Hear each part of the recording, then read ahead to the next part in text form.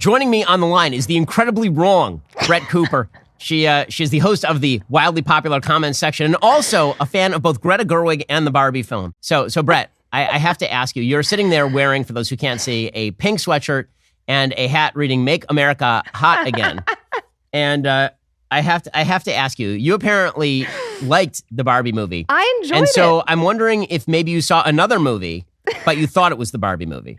I did not. And you know what? And I watched your 43-minute review, and you made a lot of excellent points. And I told my audience that, and I told them that you made excellent points because you were right about the plot. It was not the greatest film in terms of its construction at all. It was very, very messy.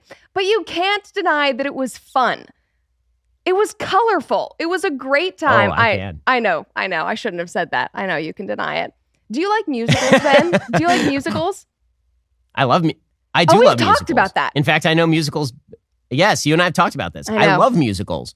But in order for a musical to be good, it has to have more than one song, and that song has to be good. Mm-hmm. And the other song that they use is just a rip of a 1990s rock song. That is true. I read about that. There are two songs. There's one that's like a rip of a 1990s rock song, and then there is a large-scale musical number that is just basically rammed in, sort of like Singing in the Rain, where they're like, we have to have a musical singing sequence. We're just going to ram this in here. And so they basically do that with the Ken dolls, and all the Ken dolls are dancing around, and in a song that, by the way, Brett, I challenge you right now. You have a beautiful voice. Okay.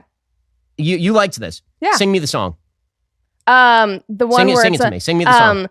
Ken, oh no, I am Ken. That was basically all I remember, to be fair. Right. So it's not a good song. But it was fun. Because if it were a good song, you could sing it to me. All I am saying, Ben, is that I enjoyed watching it. It was silly. It was one of those films where I went in and I was worried about it because I had seen so many people be upset about it. And I was like, ugh, okay, whatever. And you know what? They spent $150 million on advertising, and that advertising was great because you know what? I was bought in. And I truly did think that it was like an escape in a lot of ways because it felt totally different than anything I'd seen in a while. It kind of reminded me of La La Land, which was objectively much better than Barbie, but in the same way that it was very, out of this world and colorful. And I think I had just missed seeing something that was bright on screen because you go and you watch movies and TV shows these days and every single one is dark and dreary and sad and depressing. And it was just nice to sit around people who were laughing and having a good time. My producers came with me. We were laughing our asses off. The audience was so excited and it was like, wow, this felt really, really cool. Like there was that one moment, and I don't know if you'll get this part or not, but they were joking about like the anxiety-ridden Barbies, and they were talking about like the real world women, and they were saying, oh, she's just lying in her bed watching the BBC adaptation of Pride and Prejudice, which is my very favorite, and objectively it is the best adaptation of Pride and Prejudice. The entire audience filled with women burst into laughter, and everybody was like slapping their boyfriends, being like, look, it's me. Like I watched that. And I think that that's just a very cool shared experience. Now, regardless of whether the film is going to win any awards or whether it will be acclaimed, because it really is not the most high quality film, I think it was cool to be able to sit in an audience with a bunch of women who were just enjoying laughing at this because it did speak to a lot of very feminine things, which I think is good in itself. Okay, so a few things. One, yes, it's very colorful. The production design is the one thing about the movie that I said was good. Yep. Yeah, I mean, the production, to be fair, I did say in my review, like at the very opener, that the production design is good. But also, it's really hard to screw up a Barbie production design because literally the entire production design is Barbie. It's true. Right? I mean, like, it's just a big dollhouse. But put that aside for a second. There were, to me, about 5 laughs in the entire film, none provided by Will Ferrell, by the way, and none provided by Kate McKinnon, who are the two comedians in the film. And then, obviously, the politics of the film are completely screwed up. I know there's a bunch of now Straussian esoteric readings of the film where Greta Gerwig is actually secretly conservative and she's actually critiquing feminism, but no. I mean, no. Like, the speech that America Ferrera gives about 2/3 of the way through the film. That's so cringy. In which she explains how rough it is to be, it is the most cringy thing that has been put on screen for probably 10 years. It's unbelievably cringy. And the entire kind of notion that the patriarchy is ruling all. So first of all, I will point out at this point that you say you went with all your producers and they were laughing their asses off. So either our producers are incredibly well matched to our shows, which is quite possible, or they are all suppressing their actual feelings about the film on one side or the other. because I also went with my producers. Jobs correctly. And aside from Zach, who slow clapped the America Ferrera speech, no, he did not. Everybody else, I will say, he did. He slow clapped it in the theater. It was really funny. But that was the funniest thing that happened actually in the theater was Zach slow clapping the America Ferrera terrible speech. But yes, the politics of the film are completely askew because the entire basis of the film is that the real world is a complete patriarchy, so magically patriarchal that Ken learns from it and goes back to Barbie Land, where he then applies the patriarchal standards of the real world to Barbie Land. And the only solution is that to create paradise is that men and women must be separated from one another and cannot actually have interactions. Now, I do think that Greta Gerwig can't actually hold this thesis because the thesis is unsupportable. Like the underlying message of the film, ironically enough, is actually very conservative in the sense that everyone is deeply unhappy. Yeah. Right? Barbie is deeply unhappy in Barbie Land. Ken is deeply unhappy in Barbie Land. Everybody is deeply unhappy. In the real world, everybody is deeply unhappy. There's no actual family in the film, right? The only family is the mom and the daughter. Yep. The mom is unhappy. The daughter is unhappy. And the dad is basically absent. He's there. He's in the film for literally 5 seconds. They can make a throwaway joke about him not being able to speak Spanish. Yeah. And the final image of the film, which is Barbie going to the gynecologist because apparently she grew a vagina, which, I mean, first of all, super transphobic. That apparently what made Barbie a woman was the growing of the vagina, right? I mean, that's literally what happens. The very end of the film, she goes to the gynecologist. The end of the film is awful. It is terrible. Okay, so yes. the beginning of the film is terrible because if they wanted to make a true critique, here's the thing. You can't make a true critique of Barbie except if you say that what Barbie actually is a commodification of femininity and a reduction of femininity into the purely physical. And that requires you to then ask, okay, what else is a woman beside a man?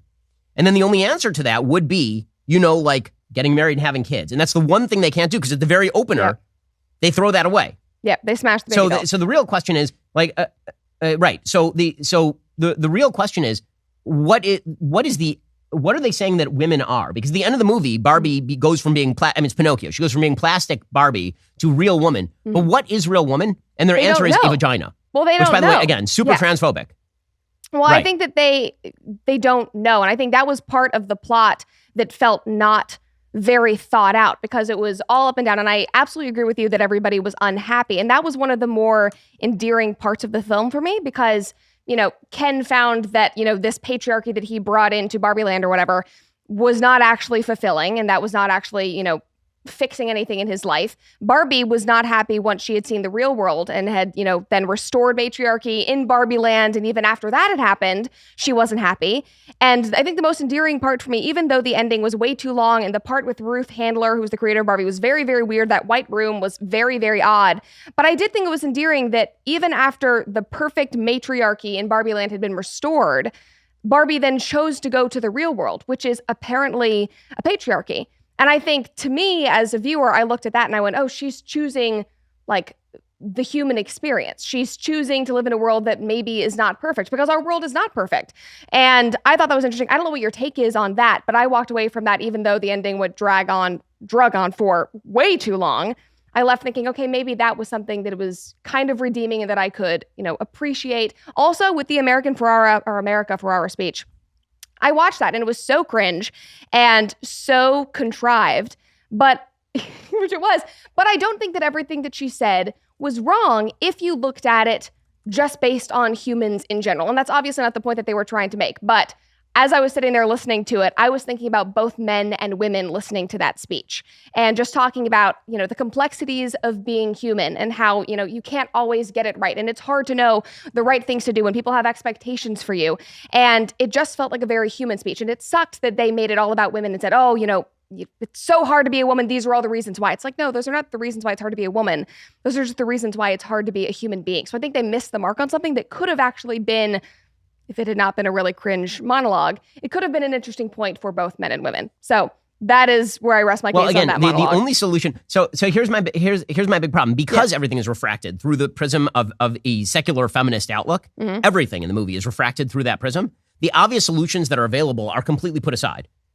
Right? I mean, the obvious solutions that are available, which would be like, Barbie treating Ken like a normal human and Ken treating Barbie like a normal human. Yes. That's completely put aside because he has to treat her like woman and she has to treat him like man, but only dolls, in the feminist outlook. That's how Mattel created them. They're not actually humans. But if the idea is that, understood. But if the entire idea is that these stereotypical Kens and stereotypical Barbies are stand-ins for what men and women are actually like, they're reductive, but they're stand-ins for what men and women are actually like, then theoretically, the solution is for them to be what men and women have always been to one another, which are partners, which they decide is not the solution, right? The end is that Barbie land ends up being maintained by essentially subjugating the men, right? The men have to go back to subjugation in order for Barbie land to maintain. And her wanting to, have the human experience, that would make sense if they actually explained what the human experience is. Now, I think Greta Gerwig sort of is trying to do that at the end. I think she's trying to buy back the entire movie in that montage at the end, where it just shows a bunch of moms and daughters and like the human experience and all of this, which I think is, frankly, cheap filmmaking. I think that it is basically her at the very end realizing she doesn't have any sort of message to the movie. That part made me cry. Made me cry. Okay, because that's why it's cheap filmmaking, because she literally just gets a bunch of old home movies and she's like, look at the old lady, and the old lady is with her kids, and that's what I love that part. If you're oh my God, if you're actually going to make that case, then the film they should have just made is Enchanted. Right? That would be the actual plot of the film. The actual plot of the film would be that Barbie doesn't like Ken. She goes to the real world. She goes to the real world and she falls in love with a real guy. And the real world has all of its problems, but there's a real guy there who she wants to be with and have kids with, right? I mean, that would actually be a plot to the movie. Instead, we have no idea why she chooses to go back to the real world. Like, what is the reason? What is the reason? Like, apparently, she does have the feelings in Barbie world, by the way. Yes. She still has the feelings, right? Yes. When she goes back to Barbie world, she doesn't lose the feelings. She still has them. Well, I think she's So what's so great about the real world? I think what's great about the real world is that she has this, she started at the beginning of the film, having thoughts of death, and she gets out of the Barbie box, basically, and where you only think about being Barbie and beach and all of that stuff. And she realizes the beauty of being human is being able to feel the wide range of human emotions and being able to have all of these more meaningful connections with people like America Ferrara, even though that's kind of a weird dynamic, but she gets to see what this mother-daughter relationship looks like. She is interacting with real people on a totally different level than she was interacting with people in Barbie Land. She's crying for the first time, which is just a funny scene. But, when she turns to that old woman and says, "You're so beautiful," she's never seen an old woman before. And it obviously is very symbolic, but I think that she's getting a taste of what it means to be human, to not live in these, comical extremes. I don't know. That's my take on it. Right. But again, the problem that I have with the solution, because I think that you are right, that is what Greta Gerwig wants to do. The problem with the solution is that it's not actually a solution for any of her problems. Yep. How does she solve the irrepressible threat of death by going to the gynecologist? The answer is she doesn't. I know that ending, like I said, it was such a throwaway. It was the throwaway. We can agree on that. The ending was terrible. Right. And it ruined any important or meaningful point that she was attempting to make. Right. It's like, even if she were trying to go for the thing, she is forbidden by the strictures of secular feminism from going for the thing. Right. She's forbidden the things that actually, here's the thing. The entire movie is about having an irrepressible fear of death. Yeah. Okay. So the problem with the entire movie being about that is that you then have to have a solution to that. If the problem of the movie is Barbie has irrepressible thoughts of death, then presumably the answer to irrepressible thoughts of death is some sort of spiritual solution or familial solution or something. Right? There has to be an actual solution that is posed. I mean, it's literally the problem of the film. And that is what they say. There's a great book called The Denial of Death from the 1970s talking about how basically all human beings are driven by the denial of death, right? That we just move every day in opposition to death. So we create heroic narratives about ourselves and things that we do to distract ourselves. And we have religious experiences and all of this. But they don't even actually present any of that for Barbie. And so the problem is that the problem posed is too big for the solution. Right. Greta Gerwig if you're going to do that, would never. Right. Yeah. So if you're going to present the problem as irrepressible thoughts of death, then the answer that you and I would give as conservatives and religious people, theoretically, would be probably church, family, right? These would be like the answers to irrepressible fear of death. Is the way you overcome death is by progenerating and having children and grandchildren, right? It's not by being an old lady sitting on a park bench. It's by being an old lady who has grandchildren sitting on your porch, sitting next to the grandpa and watching as you progenerate into the future, right? Like that would actually, that's the part that I feel like she created a box for herself. And because that box was secular feminism, there was no way to escape it, just on an ideological level. And so the movie bounces around there. And then because it's bouncing around there and because she feels she has to say all these dumb things about the patriarchy and how men rule the world and all of this kind of nonsense, like for all of that, I found obviously incredibly annoying because I think they didn't even, I get angry at lazy. I really get angry at lazy. And this is a lazy film. It is a lazy movie. Like, they don't even bother to do basic exposition of what drives characters.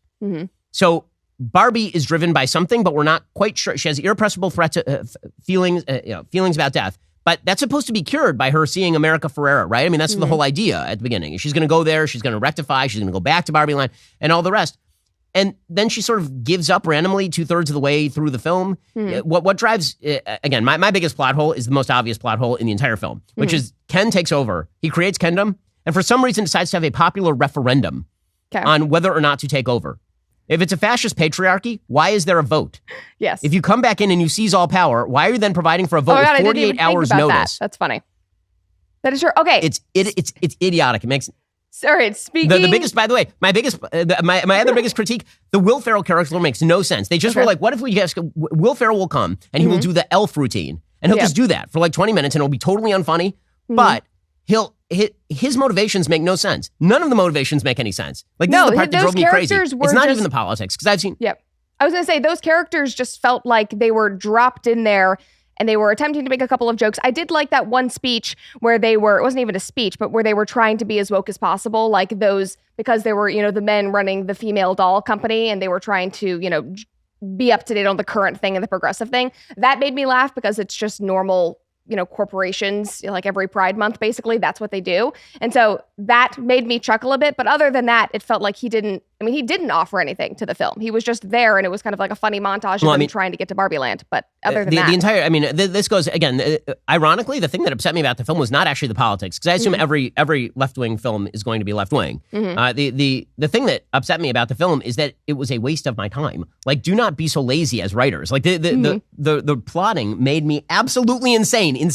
I mean, the fact that they go to the real world, and now we're told by the Mattel Corporation, this is a crisis. Why is this a crisis? Will Ferrell says something unthinkable will happen. They don't say what it is. And then what is the unthinkable thing? And they're like, we won't even explain it. I don't know. Something unthinkable. Okay, so now you're just being lazy. Now you're just being incredibly lazy. Will Ferrell, his character, who's supposed to be driving the plot, right? Because he is the plot device by which they're attempting to capture Barbie and Ken gets to go back. And then they have to, for some reason, they follow them into Barbie Land and all of the rest of this. His character goes something like this. I am a man, I run a female-led corporation, and the women have to be put back in the box, literally. Literally, we have to put the woman back in the box because all we care about is profit. Then he's told that the Ken doll is going to outsell the Barbie doll. And he says, no, actually, we are the Barbie Corporation. I have to stand up for women. And he makes that flip inside of 5 seconds. And you're like, well, hold up. Are you the emblem of evil capitalism like in the Lego movie? Or are you like an actual feminist? What's the deal? And this sort of divide runs all the way through the film. Let's talk about who you trust. Okay? You shouldn't trust big tech with your data. It's just a dumb thing to do. Those people, they use your data to make money off of you. They have a backdoor to the government very often. Your data is your business. You shouldn't be handing over your data to online data brokers who are selling your information to the Department of Homeland Security. To mask my own digital footprints, I protect myself with ExpressVPN. Think how much of your life is on the internet. Every site you visit, video you watch, message you send, all of it gets tracked and data mined. When you're connected to ExpressVPN, your IP address is hidden. That makes it much more difficult for data brokers to identify who you are. ExpressVPN encrypts 100% of your internet data to keep you safe from hackers and eavesdroppers on your network. ExpressVPN might be the premier sponsor of this show. It is truly the best VPN on the market because I've checked out other VPNs. It doesn't slow down my computer. It's super easy to download, like one click, and it's super easy to implement, one more click, and now it is running on your computer, your laptop, on your phone. Protect yourself by visiting expressvpn.com/Ben. Right now, find out how you can get 3 extra months for free. That's expressvpn.com/Ben. expressvpn.com/Ben. Go check them out right now. expressvpn.com/Ben. We're days away from the Durban Accords, the greatest threat to the U.S. dollar's global dominance in the past 80 years. This is when BRICS nations, Brazil, Russia, India, China, South Africa, are expected to announce the launch of a new international supercurrency fully backed by gold and other commodities. That is in competition with the United States dollar, obviously. You can protect your IRA or 401k from the fallout from this announcement by diversifying with gold from Birch Gold. Historically, gold has been a safe haven in times of high uncertainty. That includes right now. Birch Gold, that the people I buy my gold from, so do thousands of other concerned savers. When currencies fail, gold is a safe haven. How much more time does the dollar have? Protect your savings with gold. Birch Gold has an A+ rating with the Better Business Bureau, thousands of happy customers. Text Ben to 989898. Get your free info kit on gold. If a central bank digital currency becomes a reality, well, you're going to want to diversify. By the way, diversification is just a smart strategy across the board. If you're afraid of inflation, if you're afraid of economic stagnation, then having at least some of your money in precious metals is a smart thing to do. It'll be nice to have some gold to depend on in hard times. Again, text Ben to 989898 to get started. Text Ben to 989898. That gets you in touch with my friends over at Birch Gold to get started today. And again, looking at Greta Gerwig's body of work, it's not surprising that it runs this way. Looking at Noah Baumbach's body of work. Yep. Like, but I will say, to me, this movie is basically like bad comedic version of A Marriage Story. A bunch of self-absorbed people who don't have any deeper values, who are essentially making bad decisions for children. Okay, that's basically what A Marriage Story is, and I think that's what this movie is too. Did you like Lady Bird? Because Lady Bird is one of my all-time favorite movies. I think Lady Bird is wildly overrated. Oh, again, as like a young woman. I didn't hate. I love that I didn't movie. hate Lady Bird. I didn't hate Lady Bird. And at the very end, again, Greta Gerwig does try to buy back some religion. Again, the out to Lady Bird is the one she doesn't use in Barbie. Right? The out in Lady Bird is that at the very end, the girl realizes that the value system that she has been pursuing is actually not the right value system, and she goes to church and she calls her mother. She goes back to her Catholic upbringing. So she actually, and I also enjoyed, or at least to a religious background, right? I also enjoyed Frances Ha, which she and her husband did together, and I think that I also enjoyed her her adaptation of Little Women. I think that the older one was better, but I do love, and I said this at the beginning of my review, I just enjoy Greta Gerwig in general. Like, I remember sitting at a SAG. You're gonna hate this, Ben. I was sitting at a SAG Q&A. With some director circle with Greta Gerwig. And I was so inspired that I went home and I wrote her a letter, like thanking her for Lady Bird because I loved the movie. Okay, so you're a fangirl for Greta Gerwig. This is not a fair conversation. I am, but I will. I am. That's why I said at the beginning of my review is that I like her in general. But I will say, I do not want to see what she's going to do with the Chronicles of Narnia because she's doing the adaptation. She's going to absolutely butcher that. And it's interesting because she keeps having these, I just want to know about her upbringing in a way, because she keeps kind of dropping in these religious themes and these more spiritual questions and then never really answering them. And it feels like she herself, Greta, is grappling with a lot of this. I don't know how she was brought up. She's a lapsed Catholic. She's a lapsed Catholic. She was raised Catholic, is my understanding. Okay. And then she dropped away from the church. And so she's in search of a value system, and that's pretty clear in her work. Right? Is that she's constantly in search of a value system. So Lady Bird is really about her. I mean, it's about her. It is. Yes. She was not raised Catholic. She was I believe she was a Presbyterian who went to a Catholic high school. So that story is really about her. And so the sort of thing that she is searching for is the thing that she has forbidden from herself, which is to take religion seriously enough to actually take it seriously. And so that's why I think the C.S. Lewis adaptation is going to be a disaster area, because the thing that C.S. Lewis is calling for you to do in Lion, Witch, and Wardrobe is to be a Christian. That is what the book is about. And so her actually adapting that, like I don't see how she's going to adapt that. I mean, there's a lot of critiques of that in Little Women too. Is that there's some Christian thematic in Little Women that actually gets kind of ripped out by Greta Gerwig. Well, she makes it much more girl bossy than the books actually were, which is unfortunate. I loved the actors in it. I thought it was great, but there was a lot. And that usually happens when books are adapted into movies. You lose a lot of those deeper meanings, which is unfortunate, but especially when they're, yes, exactly. But I really think that's going to happen with Chronicles of Narnia. Well, I mean, again, what's fascinating about Gerwig just as a director and as a writer is that she knows enough to ask some of the right questions, but she is forbidden from answering them in any proper way. Right? Like, so that's the thing that's actually interesting about the Barbie movie. I will say that I think it fails because of this. I think it, like on an ideological level, I think it fails because of this. As I said, I think when you set up the problem as irrepressible fear of death, and then your solution just doesn't exist, like your solution is sort of secular rote feminism, and everybody's unhappy. Like, I think that she's almost critiquing her own worldview unconsciously. I don't think she meant to do it. Right? There are some people who are doing a Straussian reading where she meant to do this, and that when you watch it, what you're actually meant to take away is that feminism is a failure, and that what you actually need is to get married. I was about to say, I think most of it is an adaptation. No, I think most of it is an accident that inadvertently she was dropping these things and they're not understanding it. Okay, one question I have. Have you heard, this is going around on Twitter right now, of neo-conservatism? Conservatism? Is this the people who are very into the Kendom? Yes, they are. There's all of these men who suddenly feel seen by Ken. And they're like, this is it. This is me as a Western man being so beaten down by women. This isn't an ideal world. This is what I would do. This is my story. And they're painting him as this Greek tragic hero. And, the tragic hero, does all these wrong things, but has no real ill intent because he just doesn't understand. And so he obviously has some moral standing, but he obviously created destruction. And it's all of these guys on Twitter. And I'm not kidding, last night there were so many of these threads, and they're like the Ken uprising. And they feel like Ryan Gosling is speaking to him. Also, something that is very funny is that this was, they were trying to create this feminist movie, all of this stuff. The only character that people are talking about also in left-wing circles is Ken. They love Ryan Gosling. I have not seen one Twitter thread, one article about how amazing Margot Robbie is and she's stunning and she's great, but the Barbie character was flat. Like the most endearing character. Number one, I liked America Ferrera and the daughter character just because I like mother-daughter relationships portrayed in movies and TV. I think that's just comes from being a young woman. But also, I just loved Ryan Gosling. I loved Ken. He was so endearing. And I think it's funny that in this feminist Barbie movie, the male character is actually who people enjoy. And so that cracks me up a little bit. Oh, yeah, no, for sure that's true. For sure that's true. I mean, one of my critiques of the film also is that that when Ken comes back, so first of all, all the Barbies are Ken's supposed to be an idiot, right? All the Barbies are like on the Barbie Supreme Court and arguing Citizens United and all this kind of stuff. Ken takes over that place in 5 seconds flat. Yeah.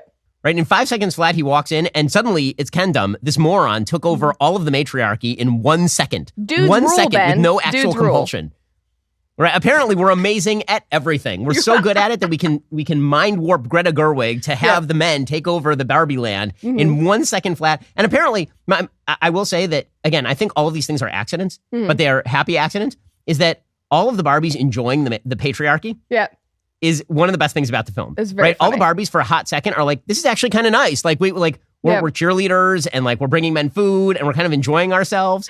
And they actually have to be informed by Weird Barbie and Company that actually they're miserable. That's such which a weird is kind of part funny. Of the, yes. Right? I mean, first of all, it assumes that it's super weird. It's suggesting women have no agency, really, right? They have to be told by the feminists that they're miserable. Like until then, they were. By the way, that Kendom doesn't even include the part of because it can't. It doesn't even include the part of the patriarchy that the feminists actually say is part of the patriarchy, which is childbearing. Yeah.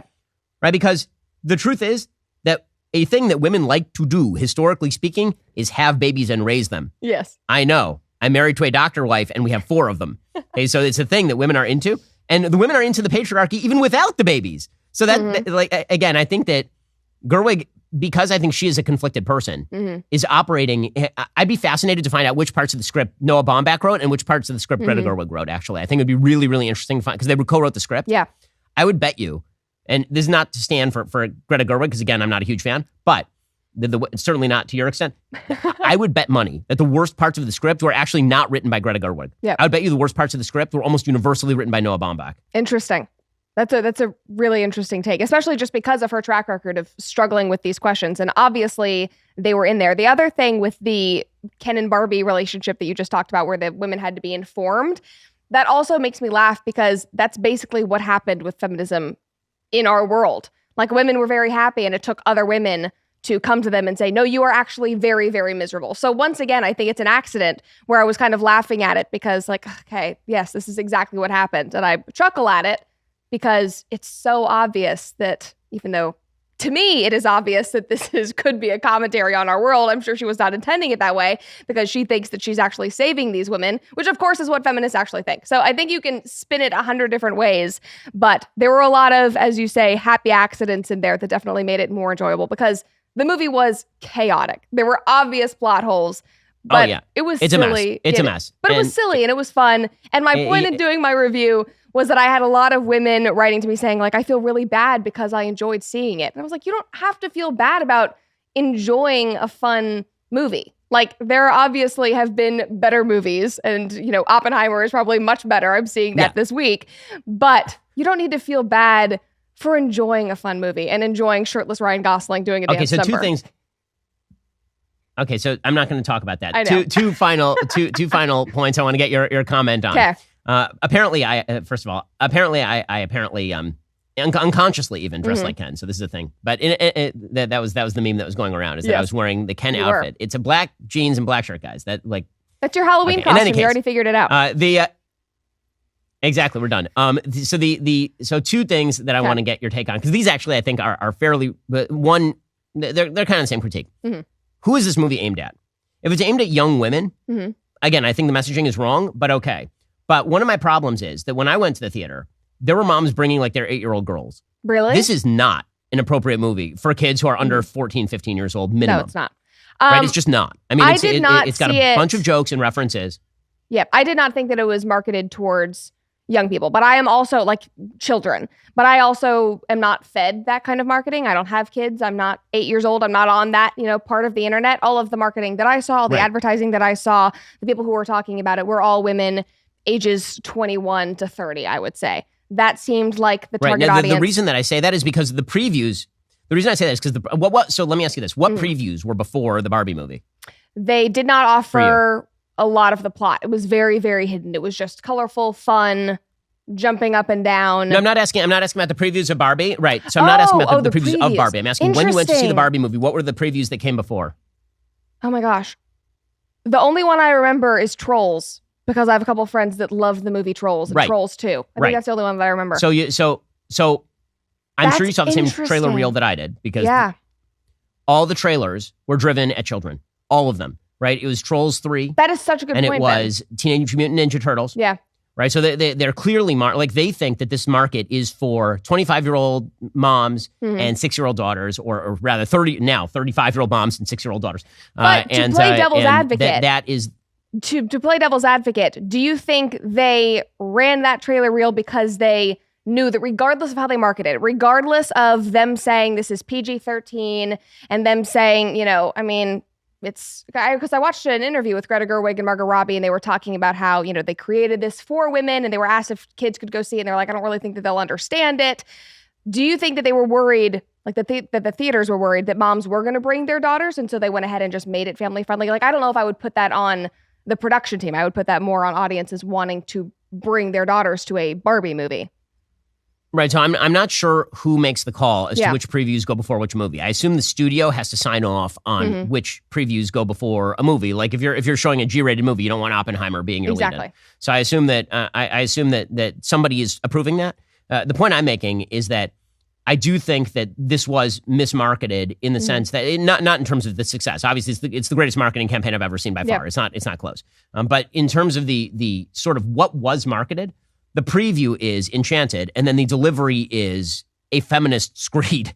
And so there is that gap. And that includes the fact that there is, in fact, a man playing a woman as a Barbie. Yeah. And this may fly over the heads of, a bunch of the kids who are in the audience because, again, it's a man who's had many, many surgeries and is wearing a lot of makeup and all the rest of this. So it may be that they just don't notice that it's a man who's playing a woman, but everybody who knows.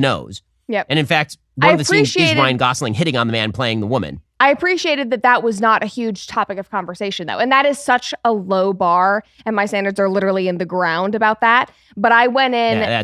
I went in expecting, because they had made a big deal about hiring that person, I think Hari Neff, and I was worried about that. And that was the one thing that I had braced myself for. And it was a pleasant surprise that it just kind of... Nobody acknowledged it. Just like with the body positive Barbie, it wasn't acknowledged. I was like, okay, at least you're giving audiences that we just moved on from it. And it wasn't a huge topic of discussion, because I feel like in everything we watch these days, gender identity is a huge portion of the conversation. So that was at least a point. Like I say, again, I think that the end of the film sort of rebuts the casting. The end of the film is Barbie becomes a woman by going to the gynecologist. So that's kind of awkward. Okay. Well, we can agree to disagree on Barbie. The things I think we agree on: good production design. I think we agree that Ryan Gosling is the funniest thing in the film. Yes, absolutely. And I think that we agree that there are serious political problems inside the film. You are just willing to overlook those because you're much younger than I am, and also because you are representative of the young female perspective, whereas I am older and wiser, and thus can see the threat to American culture and morality that exists in a movie seen by millions of people preaching feminist garbage. Okay. And Brett, you don't love Greta Gerwig. As always. That's true. I do not love Greta Gerwig. It's always great to talk to you, Brett, yes. And hopefully you'll eventually cultivate better taste in movies as you grow in age and wisdom. Alrighty, guys, the rest of the show continues right now. You're not going to want to miss it. We'll be joined by Brett Cooper from the comment section. She disagrees with me on Barbie. I'm going to ask her why. If you're not a member, become a member. Use code Shapiro at checkout for 2 months free on all annual plans. Click that link in the description and join us.